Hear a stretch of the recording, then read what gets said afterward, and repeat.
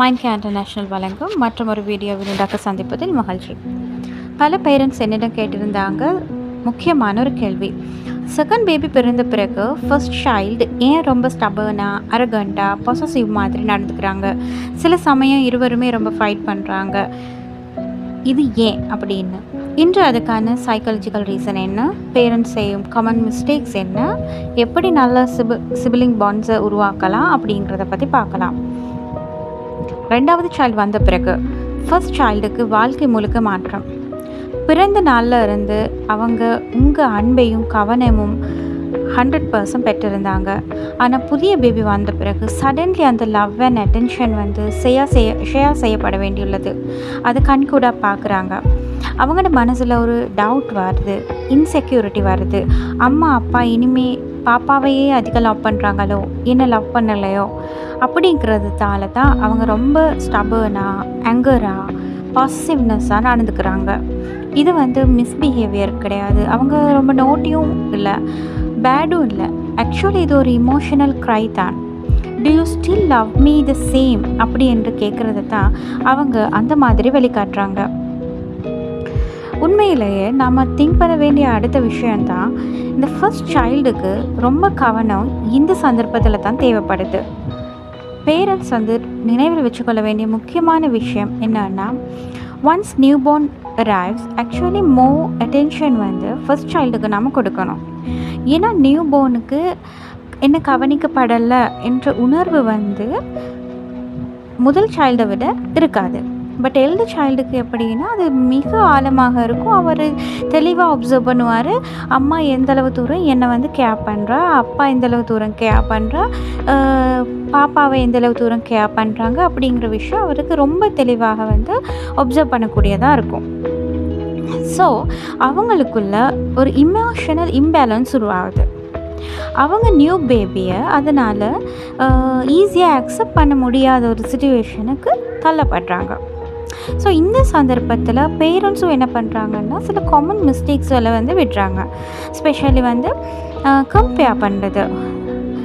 பாரு பாப்பா ரொம்ப அமைதியாக இருக்குது, ரொம்ப நல்ல பிள்ளையாக இருக்குது, நீயே அமைதியாக இருக்கல, ஏன் உன்னால் அந்த மாதிரி இருக்க முடியாது அப்படிங்கிற விஷயமா இருக்கட்டும்.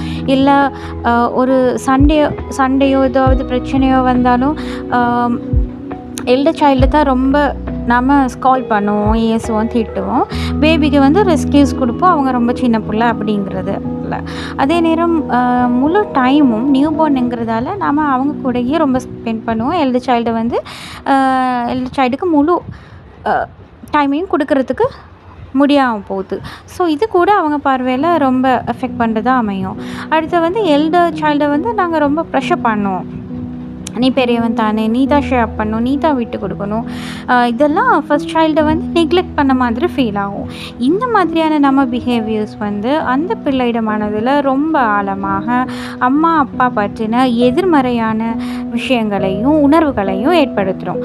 அதனால் அது வந்து ரொம்ப ஸ்டபர்னாக இருக்க முயற்சி செய்யுது.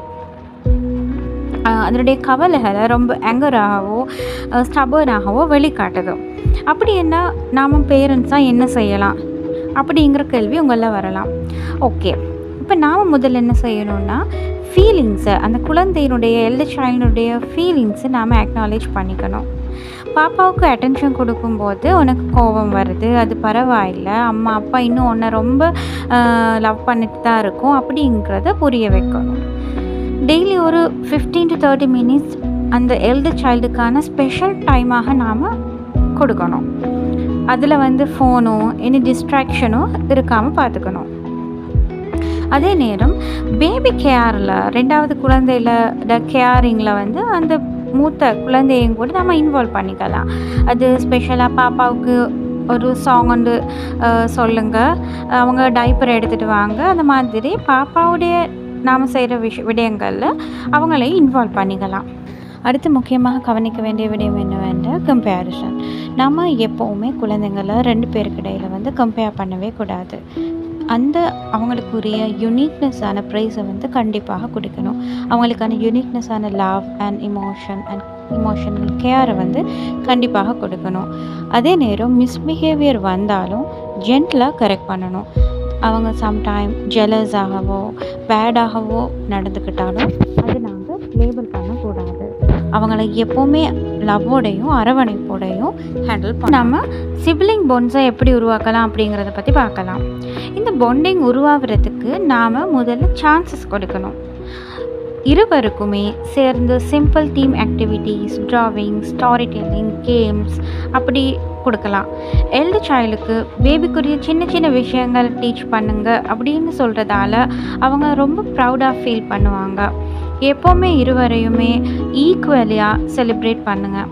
ஃபேமிலி ரிச்சுவல்ஸை க்ரியேட் பண்ணுங்கள். பெட் டைம் ஸ்டோரியை இருவருக்கும் சேர்த்து சொல்லுங்கள். ஈவினிங் ப்ளே டைம் இவங்களை இருவரையுமே ஈடுபட வைங்க. இவ்வாறு எந்த ஒரு விஷயத்துலையும் 2 பேரையுமே சேர்த்து நாங்கள் செய்யும்போது கண்டிப்பாக சிப்ளிங்ஸுக்குள்ளே பாண்ட் உருவாகும். எப்போவுமே அண்ணனை பற்றி தம்பிக்கிட்டேயோ, தம்பியை பற்றி அண்ணாக்கிட்டேயோ தவறாக சொல்லாதீங்க, தவறாக லேபிள் பண்ணாதீங்க. எப்போவுமே அவர்களை பற்றின நல்ல விஷயங்களை அவங்கக்கிட்ட சொல்லுங்கள்.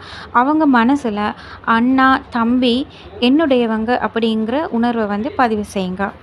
அதே நேரம் இந்த முக்கியமான விஷயம் என்னன்னா, இந்த பொறுப்பு ஒரு தனி பேரண்ட்டுக்குரியது இல்லை. இரு பேரண்ட்டுமே, மதர் அண்ட் ஃபாதர் இருவருக்குமே இதுக்கான ஈக்குவாலிட்டி ரெஸ்பான்சிபிள் இருக்குது.